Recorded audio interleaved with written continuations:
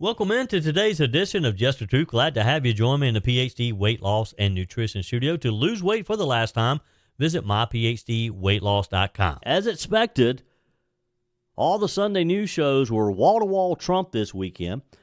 Republican National Committee co-chair Lara Trump, and also daughter-in-law of President Donald Trump, wouldn't say how much fundraising will go to former President Trump's legal fees when pushed by CNN. We'll talk about that in just a moment. Also, former President Trump yesterday had his own interviews, claimed that he is the opposite of a threat to democracy, pushing back against a longtime argument from President Biden in the wake of his hush money conviction. Also, President Trump said that a potential house arrest in his hush money conviction would be tough for the public to take. We'll dive into that as well. Democrat Representative Adam Schiff said that President Biden should campaign off of former President Trump's guilty verdict in the New York hush money case. Schiff also delivered the message to Trump via CNN's State of the Union that if you didn't want to be tried in New York, don't commit crimes in New York.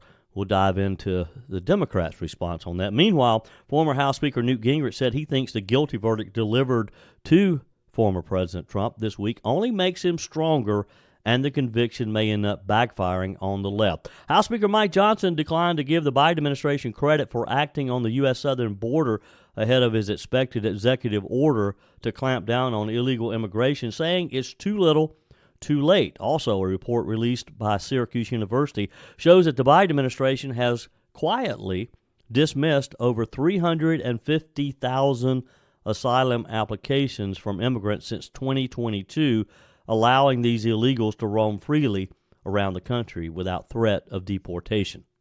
I told you we'd be back. And ye shall know the truth, and the truth shall make you free. It's Joey Hudson. I wanted to name it the Joey Hudson bill, but, they don't allow you to put names on bills. But I wanted to call it the Joey Hudson bill because I know that one's been near and dear to you for a number of years. That's how it's done. Let your voice be heard. And the truth shall set you free. Here's Joey Hudson. President Trump suggested that being placed on house arrest for his conviction in New York last week could be, quote, a breaking point for Americans whom he claimed would not stand for it. This during an interview on Fox News over the weekend. I'm okay with it. I don't know that the public would stand it. I'm not sure the public would stand for it. With a tried house arrest or I think it would be tough for the public to take. At a certain point, there's a breaking point.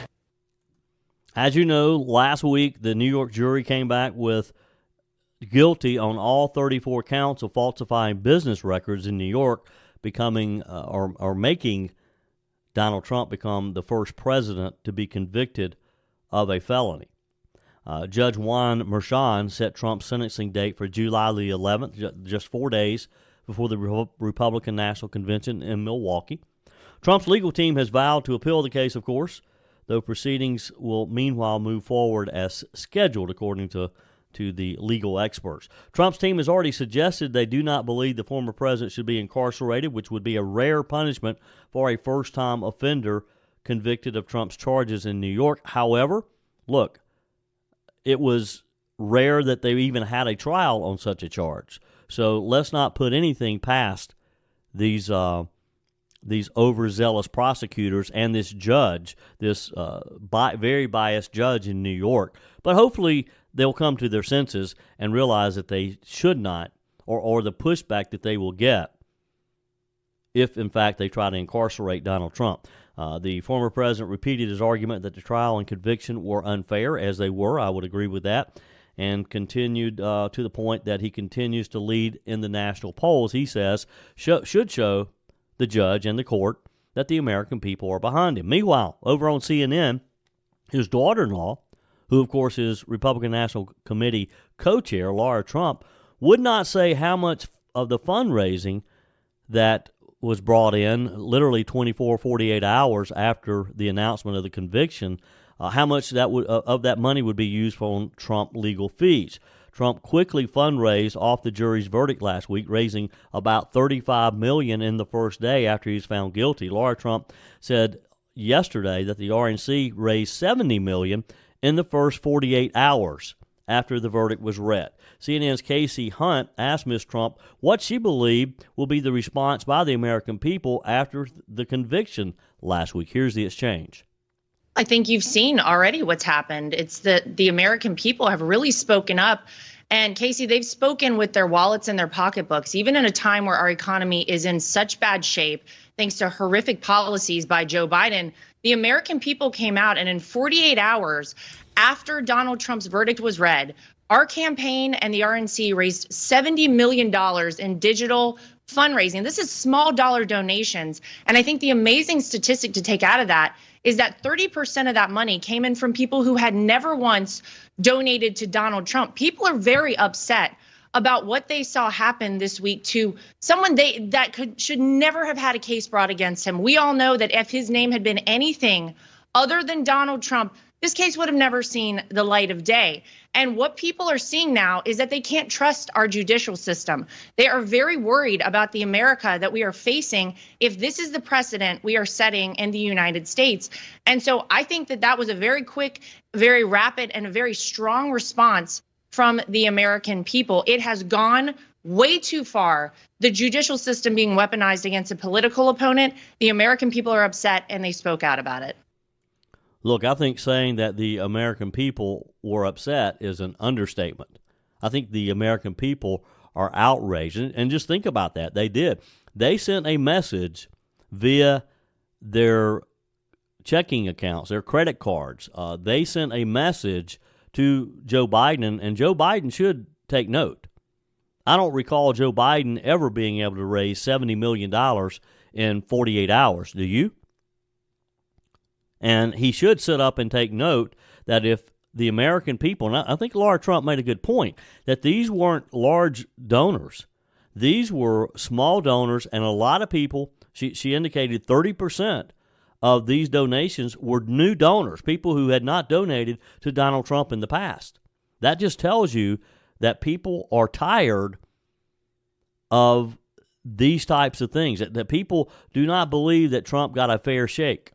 And they were ready to rally to his defense. They were ready to donate, to give their hard-earned money to help him fight the people, the woke left. And that's exactly what they did. Ms. Hunt later pressed Lara Trump on how much of that fundraising will go to paying Trump's legal fees. He still has 3 other criminal cases, as you know, where he faces 54 additional charges. And Ms. Hunt was trying to press Lara Trump to commit to how much of that money that was raised will actually be spent on legal fees. Here's that exchange. Well, everybody has an option whenever they donate to our joint fundraising agreement to opt out of it. It is a very small percentage of the money that we take in. And so I would have to say we'll wait and see what is necessary in the future. Obviously, this has been a very costly thing, not just for Donald Trump and his campaign, but for America.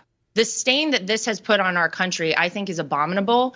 And we'll do whatever we need to do to ensure that the right thing happens on November 5th, because that's when the ultimate verdict will be rendered. According to various reports, the Trump campaign has spent about $30 million in legal fees during the second half of 2022 that we know of. His fundraising agreement with the RNC sends donations to his campaign and a political action committee covering his legal bills before they reach the party itself. Look, it costs a lot of money to defend the various attacks that he's getting from what, New York, Florida, Georgia, and these are all Democrat prosecutors. These are all Democrat activists who are trying their best to sink Donald Trump, to make it impossible for him to run for president. But he's fighting back. And based on the $70 million that came in rather quickly, I would say that's pretty much the American people saying, we support you, Mr. President, we're behind you. Earlier this year, a resolution in the RNC that would have banned the committee from footing Trump's legal fees failed to gain enough support to bring it to a vote. Lara Trump, who stepped into her leadership role earlier this year, has also said that she will spend every single penny of RNC funds to help her father-in-law get elected in November. In her final question to Ms. Trump, Ms. Hunt asked what the Trump campaign expects to happen on July the 11th if the president is sentenced to jail? Well, they're going to do what they've done from the beginning, which is remain calm and protest at the ballot box on November 5th. There's nothing to do other than make your voices heard loud and clear and speak out against this, because this is not the United States of America, Casey. This is the kind of thing you would expect to see in the communist USSR. So they shouldn't do anything until voting starts, and then they're going to come out in droves, and I believe Donald Trump will be reelected as the 47th president. Hey, I'd love to hear from you. I'd love to get your feedback. Are you a donor? Are you one of those who sent in money last week after the conviction? And do you care how your money is spent? Do you care if it is used to defend Donald Trump? 864-477-JOEY, 864-477-5639. Send your comments to the Furman Ford text line. You can leave a quick voice message, and your emails are always welcome, joey@joeyhudson.com. Talking to a good friend the other day, and he mentioned that he has started taking the weight loss injection drug that was initially made to treat type 2 diabetes. He said he's losing weight, but the day after he takes the injection, he is so sick he can't leave the house. That got me thinking. Most of us go on a weight loss journey so that we can feel better and get healthy. Folks, losing weight should not make you sick. I can tell you firsthand, 4 years ago when I started PhD Weight Loss and Nutrition, I was never hungry or agitated. I never felt sick. In fact, I felt great the very first week. The PhD side effects are better sleep, more energy, smaller clothes, and a general sense of well-being. Getting healthy should not make you sick, and it shouldn't make you dependent on a drug either. Simply put, PhD is freedom. You will not be dependent on a drug because there are no drugs. You'll learn to eat for your body, and you won't gain the weight back. They have a lifetime maintenance program, and PhD teaches you to trust yourself and your knowledge. Call them today, 864-252-4925. Find them online at myphdweightloss.com. That's 864-252-4925. So what are the Democrats saying about the Trump trial last week? Representative Adam Schiff over the weekend pushed back on former President Trump and his allies' claims that the hush money trial was politically motivated and slanted against the former president. Schiff responded to Republican National Committee co-chair Lara Trump's appearance on CNN that I just shared with you a minute ago, where she criticized the prosecutors for bringing this case against the former president and the judge overseeing the case. Schiff responded saying, well, first, in terms of Lara Trump's interview and her complaining about the case being tried in New York before a New York jury, Schiff argued that, hey, if you don't want to be tried in front of a New York jury, then don't commit crimes in New York City. It's pretty simple, he said. Schiff reiterated that Trump's case, including jury selection, was conducted the same way, he argues, as any other case. Now, we saw a lot of evidence pointing to the contrary of that over the last 6 weeks, didn't we? When asked if Trump should go to jail, Mr. Schiff claims he hopes the court will treat President Trump like any other American who is charged with the same crimes. Now, he mentions a number of times he wants to get the word felony in. We're going to hear the word felony so many times in the coming weeks and months that it's going to make us all just nauseated, because every chance that a Democrat gets to refer to Donald Trump, it's felon Donnie Trump. It's he committed a felon. He's a felon now. They're going to keep trying to hammer that in to the American people, hoping that the American people will think, well, we got some crook running for the GOP nomination over here. And the hypocrisy of all of this is the fact that there really is a crook in the White House right now, and he's Joe Biden. But they don't see that. They want to ignore all the evidence of what Hunter Biden and Joe Biden's brother Jim Biden have done with the millions of dollars that we know has come into the Biden family. They want to ignore that. Back to Schiff. So here he is when he's asked the question on CNN as to whether or not he thinks Trump should go to jail. I think what the prosecutors should do, and for that matter what the judge should do, is look at what are the sentences given out in New York for like felons, people that have committed felonies of that nature that Donald Trump committed. They should recommend a sentence no greater or no less than any other citizen would get for committing those kind of crimes. Now, I do think the judge should consider, as any judge would against any defendant, has the defendant accepted responsibility? Have they shown remorse? Are they willing to make restitution? In this case, as you can see from the moment he stepped out of that courthouse, Donald Trump shows no acceptance of responsibility, and that ought to be weighed against him as the judge would against any American who's convicted on multiple counts and takes no responsibility. Well, he takes no responsibility because he doesn't think he did anything wrong. Just because this left-leaning jury convicted him doesn't mean that's the final say. I think America, and again, I keep getting back to the fact that over $70 million was raised. I think the average American that Schiff is referring to doesn't believe there should have been a case, doesn't believe there should have been a trial.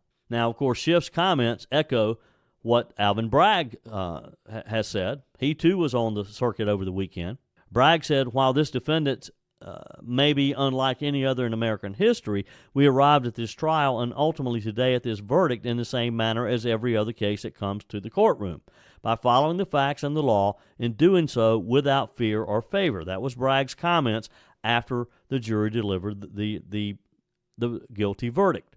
Also, Representative Schiff said that President Biden should campaign off of this New York hush money case. He said, I quote, I think for the president there's a time and place for each argument. I think on the day of the conviction, that day thereafter, I can understand the president staying above the fray and demonstrating his respect and expressing his respect for the jury system. But I think the president should be leaning into this going forward, Schiff said. His competitor is a convicted felon. There's that word again.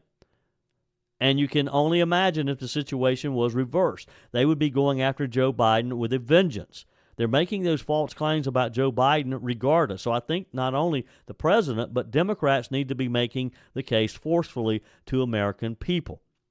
He went on to say, you want the country run properly, you don't want a convicted felon to turn the Oval Office and the federal government into some kind of racketeering operation. What does he think's in there now? What does he think the Biden family has done the 8 years that Joe Biden was vice president and over these almost 4 years that he's been in the White House? Now he's suddenly concerned about having a crook in the White House? Following the verdict, Biden's campaign said the only way to keep Trump out of the Oval Office is to beat him at the ballot box. The campaign also labeled Trump as a convicted felon in a fundraising email right after the verdict. Theirs didn't go so well, or at least we haven't heard any of the results from the Biden fundraising campaign. You think they raised $70 million? I don't think so. Former House Speaker Newt Gingrich said that he thinks the guilty verdict delivered to President Trump makes him stronger and may end up backfiring on the left. Gingrich joined John Castellanetti's on WABC 770 AM's Cats Roundtable, where they discussed the jury's decision to convict Trump. Gingrich complimented President Trump on how he has handled himself since the verdict. Here's that exchange. Well, I think we're at a genuine crisis point in that we just saw the most phony case ever brought against a presidential candidate. We see Trump has had a fake conviction covered, of course, by the fake news. And, you know, the real effort by the Biden team to eliminate the election by eliminating their opponent. And the shocking result was that it really made Republicans and independents angry. I think Trump raised almost $40 million in the first 16 or 18 hours. Both the Congressional Campaign Committee and the Senate Committee said they had a record day raising money. I think people just looked up and said, this is now so sick that I have to get involved. And I think that, as Mark Stein said in a column this morning, Trump handled all of this with such dignity and such endurance that I think he actually grew in stature, that people realized, you know, and this guy's taking a tremendous beating just for the right to try to save the country. And he's doing it with the other side cheating in every way possible. So in a funny kind of way, this whole thing may backfire on the left and leave them, I think, weaker than they were if they had never gone down this road. And I think that's a big factor. The other thing to remember is, as long as food prices, and you know this because you're in the business, it's not just about this month's inflation. It's about how much prices have gone up since Biden became president. And he's second only to Jimmy Carter in having prices go up. And I just talked to some people yesterday who said every time they go to the grocery store, they're reminded how angry they are about Biden and about his policies. 864-477-JOEY, 864-477-5639. Send your comments to the Furman Ford text line. You can leave a quick voice message, and your emails are always welcome, joey@joeyhudson.com. Whether you're replacing a broken appliance or maybe you're just upgrading, you're totally remodeling the kitchen, when it's time to get those new appliances, when you're ready for them, you don't want to have to wait weeks or even months to get started using them, right? Well, that's not the case when you shop with my friends at Discounted Appliance Warehouse. With over 11,000 square feet and 1,500 appliances at any given time, you can buy today and use today quite often. I'm talking about shopping with my friends at Discounted Appliance Warehouse in Pickens. It's worth the short drive over to Pickens. Jeff, Johnny, Kyle, the whole team over there, they'll take good care of you. They have an award-winning service department, expert installation, extended warranties, and at Discounted Appliance Warehouse, they treat you like family. You're more than just a credit card swipe to all the team over there. Discounted Appliance Warehouse, they're proud to offer Speed Queen, the only washer and dryers with manufacturer's warranties that cover parts and labor. You owe it to yourself, if you're looking for a new appliance, to head over to Pickens to Discounted Appliance Warehouse online at dawpickens.com, dawpickens.com. As the White House is said to be finalizing plans for a U.S.-Mexico clampdown that would shut off asylum requests and automatically deny entrance to illegals once a threshold is met, the Biden administration has continued to allow hundreds of thousands of migrants to remain in the U.S. with what amounts to amnesty, according to a report. This was released last month by Syracuse University's Transactional Record Access Clearinghouse. It's named TRAC, T-R-A-C for short. It's a nonpartisan data gathering organization. It tracks immigration cases, and backlogs shows that since 2022, over 350,000 asylum cases filed by migrants were closed by the U.S. government on the basis that those who filed did not have a criminal record or were not deemed a threat to the U.S. Why is that important? Why are we talking about that? Well, once cases are terminated without a decision, when the Biden administration just decides they're not going to make a decision either way, not going to make a decision on the merits of their asylum claim, the migrants are removed from the legal system, and they're not required to check in with authorities after that. Now let that sink in for a minute. It also means that the migrants can legally go anywhere they want to within the U.S. without having to worry about being deported.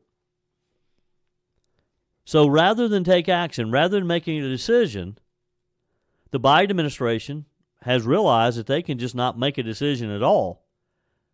And is this not granting amnesty? Is this not the same thing as just granting amnesty? Going against Congress's wishes? This is, once again, another example of how Joe Biden's administration ignores what the people want, ignores what the wishes of the U.S. Congress are, ignores the law. They just completely ignore it. The New York Post reported that a memo sent out by the Immigration and Customs Enforcement, ICE, their principal legal advisor, Carrie Doyle, in 2022, told the agency, the prosecutors within the agency, to dismiss cases for migrants who do not pose a threat to national security. Just wipe them clean. TRAC's data shows that in the same year, there were 173,227 applicants for asylum filed. Of those applications, immigration judges ordered 36,250 of the applicants to be removed from the U.S. So do the math on that. Over 173 applicants, 36,000 were removed. That leaves well over 100,000 out of the initial number. Of those, 31,859 were granted asylum. The other 102,550 applications were reportedly dismissed or just taken off of the books. The Biden administration just decided, we're not going to make a decision. We're not going to take action. Again, I ask you, is this not just like granting amnesty? If you just take them off of the books and they know that no one is going to be looking for them ever again? In 2023, the numbers grew. 248,232 applications were filed, of which 52,440 applicants were ordered to be removed. 43,113 were granted asylum, leaving 149,305. And guess what? Once again, the Biden administration chose to just dismiss the cases because they deemed that these people were not a threat to our country, so they were taken off the books. Is that not better? Is it not better to just be wiped off out of the system than to even be granted asylum? It's the same thing, isn't it? If you're taken out of the system and no one's ever going to follow up with you again, is that not granting asylum? Is it not the same thing? According to the numbers so far in 2024, now get this, we're what, June of 2024, there have been 175,193 asylum applications, and 113,843 have been dismissed already. Does this not make your blood boil that the Biden administration just has the audacity to just ignore our law and just turn these people loose in our country? The numbers are much higher than under the Trump administration, according to Track, when in 2019, before the pandemic, there were 87,018 asylum applications filed. 52,223 were removed from the country. 24,109 granted relief, and only 4,746 applications dismissed. I still don't even know. And look, the Trump administration did the best at our southern border than any administration in recent history. But why would you even dismiss any cases? Why are there still 4,746 applications dismissed? That makes no sense to me whatsoever. Now get this. When the cases are closed, migrants are no longer faced with deportation or removal proceedings. They're also not obligated to leave the U.S. as they're no longer being monitored by ICE. The applicants whose cases are dismissed are able to apply for asylum again, or they can seek out other forms of legal status like a family-based or employment-based visa, or even deferred action for childhood arrivals, the so-called DACA program. The immigration court backlog shows that there's 208 million at the end of fiscal year 2023. It grew to 3.6 million in fiscal year 2024. The immigration judges, are just unable to keep up with the current flow of new cases. So what do? The Biden administration just ignores them, just lets them go. Now, evidently, Biden is starting to read his polling numbers, and he's realizing that immigration is one of the top two issues that American voters are looking at for 2024. It fluctuates between the economy and immigration. At times, immigration is a top issue. At other times, the economy is a top issue with immigration second. But regardless, the American people are tired of our southern borders not actually being borders, of them being wide open. So suddenly, Joe Biden has gotten interested in this. The president has been weighing additional executive action, although he has, for 3 years now, he's claimed there's nothing he can do. Suddenly, he's decided that he can take executive action and slow the process, slow the flow of people coming in. The Democrat administration's efforts would aim to head off any potential spikes in crossings that would occur later in the year, because as we go into the fall and the weather cools, typically the numbers rise. That would look bad as we get close to November's election. 4 people familiar with Biden's plans, of course, who were not authorized to speak publicly, but were willing to speak to the Associated Press on condition of anonymity, said that the move would allow Biden, whose administration has taken small steps in recent weeks to discourage migration and to speed up asylum processing, to say that he's done all he can do to control the border numbers without the help from Congress. He's going to blame or try to blame the Republican Congress for not helping him out. House Speaker Mike Johnson yesterday says that that's not going to fly. He declined to give the Biden administration credit for acting on the U.S. southern border ahead of this expected executive order that could take place as soon as tomorrow. We're not quite sure when. Some say that tomorrow will be when Joe Biden will sign this executive order. Speaker Johnson was on Fox News Sunday yesterday, and when asked if Biden should receive credit for making moves on the border security after months of requests from Speaker Johnson and his Republican colleagues in the House, the Speaker said, "I don't. It's too little, too late."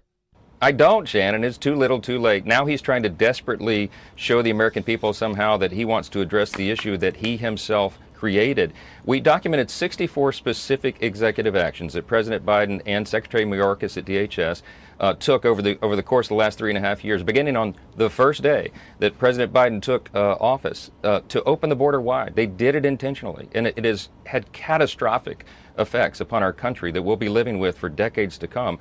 And now he wants to issue some sort of executive order, I guess, to show that, oh, no, he really does care about the issue. The only reason he's doing that is because the polls say that it's the biggest issue in America. Every state's a border state. I've traveled to over 29 states, done events in 117 cities as of yesterday over the last 6 months. There is an energy out there. People are motivated. And the first question that comes up in almost every public forum is, what about that open border, and why in the world would President Biden allow it? He did more than allow it. He engineered it, and everybody knows that.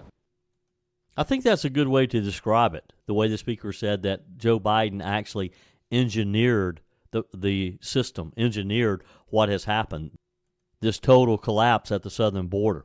Johnson and House Republicans have repeatedly blasted the Biden administration's border policies, arguing that they've contributed to the mass influx of illegals, in addition to the mass influx of the country's fentanyl spread, causing death and destruction in families all across the country. Is it too little, too late? Or are you buying this whole new effort by Joe Biden to crack down on people seeking asylum? 864-477-JOEY, 864-477-5639. Send your comments to the Furman Ford text line. You can leave a quick voice message, and your emails are always welcome, joey@joeyhudson.com. Speaking of the Furman Ford text line, it's never been more important to support locally run businesses owned by people who actually live here in the upstate. Let me take a minute to talk with you about our friends at Furman Ford. If you're looking for a new vehicle, maybe a great pre-owned vehicle, one you could trust, or maybe you're looking to order that special vehicle. Either way, if you want a new one, a brand new one, or a pre-owned that you can trust, the folks at Furman Ford, they're there to help you. Their name is on the sign because their name is on the line, because every single transaction is important to them. Jim Furman, Matthew Furman. They do business the right way. When you stop by, when you give them a call, or maybe when you just send them a quick email, you're always going to have access to a member of the Furman Ford family.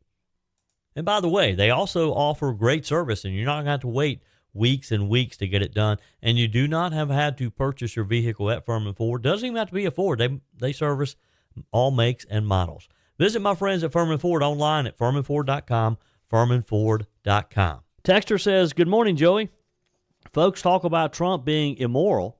Goodness gracious, nobody is any more immoral than the Biden family. Jill and Joe were sneaking around while she was married, and we won't go into Joe and his daughter. Then there's Hunter. His life has been totally X-rated. Americans, look at Trump's message and how he is trying to pull us out of the Biden rot." Look, I don't know about some of the personal stuff with the Biden family, but I do know about the evidence that we've seen of how corrupt the Biden family is when it comes to shaking down foreign governments. That is so obvious. It is so obvious, and yet we have watched for 6 weeks now this little petty prosecutor, Alvin Bragg in New York, persecuting Donald Trump over crimes that we don't even know what the crime is. And many legal experts have said that these would never be prosecuted anywhere else if it weren't for Donald Trump. Texter says, "Hey, Joey, it's Jennifer. Continued appreciation for collecting from reliable news sources and keeping us all updated this past week. It was jam-packed, wasn't it?" Yeah, we did have a busy week last week, Jennifer. And guess what? This week's going to be even busier. Jennifer says, regarding President Biden's first comments Friday following the Trump trial verdict, I have this to say to Joe Biden. Make no mistake, Mr. President, we're not saying that this Trump trial was rigged because 12 confused jurors found Trump guilty, and to quote you, we don't like the verdict. No, we're saying that this Trump trial was rigged because it was rigged. We can follow facts. Maybe this precedent-setting trial will be used to take you to court for your unlawful acts while in office after you're finally out. Maybe Democrats in power should have thought about that. I know where you're headed with that, Jennifer, and look, I dare say, Joe Biden is like Teflon. Nothing sticks to him. He sold access to U.S. government secrets. His son sold access to his dad as vice president for 8 years. They sold access even after he left the office. Millions of dollars. And the Democrats aren't interested in any of that. I mean, they have literally fought to keep Joe Biden out of this. So, Jennifer, you're right in what you're saying, but I have no hope that Joe Biden... Look, the Republicans have had a chance to impeach him. Why not at least try it and see? They keep backing away from it. Our text of encouragement today, this is from Joel. Joel's always good about sending us a little encouragement to keep us positive, says, that which seems most feeble and bewildered in you is the strongest and most determined. God bless. Thank you, Joel, for that bit of positivity today. Henry emailed me. He said, all pray for this USA, then the world, that truth will prevail. Though so much corruption inside D.C. square miles, it's in God's hands, I do believe. Henry. Thank you, Henry. I appreciate your appreciate that email, because you're right, Henry. We have to pray. That's our only option, is to pray. Your comments are welcome as well. You can text me, email me, joey@joeyhudson.com. Either way is good. I just want to hear from you, one way or the other.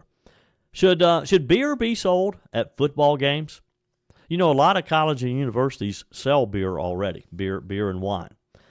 Clemson University is one of the few remaining dry college stadiums in America. But that could change if its applications to serve beer, wine, and liquor at Memorial Stadium and Little John Coliseum are approved. On the gates of Death Valley, the Post-Courier writes, there were notices that alerted that the university had applied to serve beer, wine, and liquor by the drink. At Little John, it's only beer and wine, but the sign on the basketball facility includes surrounding, quote, Zone 3 athletics facilities. Now, don't jump to conclusions here too quickly. The university says that the licenses are to store alcohol for special events. The same statement it issued in April when alcohol business license notices were posted outside of various buildings on the campus. Clemson University spokesperson Joe Galbraith said, the university and its contracted vendor, Aramark, is required to provide public notice as part of an approval process to request licenses to store alcohol for catering and special events at various locations around campus. He went on to say there are no plans for retail sales of alcohol to individuals at these locations. Permanent alcohol licenses require a 15-day posting of signage. A South Carolina Department of Revenue spokesperson said, you don't necessarily have to have the two licenses that they're applying for, he said, but yes, a business has to have a permanent alcohol license to store on premises. But it does raise the question, and this comes up from time to time, why not sell beer and wine at football games, at basketball games? A lot of schools evidently do. But I kind of like the idea that Clemson doesn't sell beer and wine. Don't you? I mean, certainly you should be able to go to a football game or a basketball game or a baseball game or any college sports and not have to have alcohol, right? Now, again, according to the Post and Courier and according to the statement from the school, the reason that they're applying for the licenses is so that certain facilities there, for example, the skyboxes, the executive suites at football games, they allow alcohol there. The Madron Center, which is a great event space. They have weddings and other events out there. They're allowed to sell alcohol at these private events. But I kind of like the idea that you can go to a football game at Clemson and not have to worry about beer being spilled all over you, or fans getting drunk during the game. Your comments are welcome. You can text me, email me, joey@joeyhudson.com. You agree? Don't you think it's kind of refreshing that Clemson doesn't sell beer and wine at football games and at basketball games and other sports events? I kind of like that idea. The South Carolina legislature is back in session this week. Tomorrow we'll check in with Senator Josh Kimbrell to kind of get an update of what exactly it is. They're going to Columbia to finalize the budget, but there'll be some other issues that they'll do. For example, they will need to elect a justice for the South Carolina Supreme Court, and it looks like that once again our all-male court is going to change, and we're going to have a female back on the court. Appeals Court Judge Blake Hewitt dropped out of the Supreme Court race Thursday, which leaves Appeals Court Judge Letitia Verdon as the only remaining candidate that the Judicial Merit Selection Commission staff had approved. Richland County Judge Jocelyn Newman, a black woman, she withdrew last week. The JMSC had nominated Hewitt, Newman, and Verdon earlier this month out of a pool of 6 applicants. A maximum of 3 candidates can be forwarded to the General Assembly, which elects the judges. Vote counters in the House said that Judge Vernon has secured more than 100 votes in the House. She'll be the 3rd woman to serve on the state Supreme Court. With Verdon's pending election, 4 out of the 5 justices will continue to be out of the upstate. We have our fair share of justices from upstate South Carolina. Lawmakers are slated to return this week to hold the Supreme Court election to replace Justice John Kittredge, who is becoming Chief Justice, and replacing Chief Justice Donald Beatty, who is the only black member of the Supreme Court and is retiring because of mandatory retirement age. That's it for today's edition of Just the Truth. Thanks for joining me in the PhD Weight Loss and Nutrition Studio. To lose weight for the last time, visit myphdweightloss.com. If you haven't joined our mailing list yet, visit my website, joeyhudson.com. Just click on the Connect with Joey button so that you can receive our emails and the most up-to-date news. Also, find me on YouTube. Be sure and like, subscribe, follow me on my YouTube channel. Just search for Joey Hudson. Appreciate you spending a few minutes of your day with me.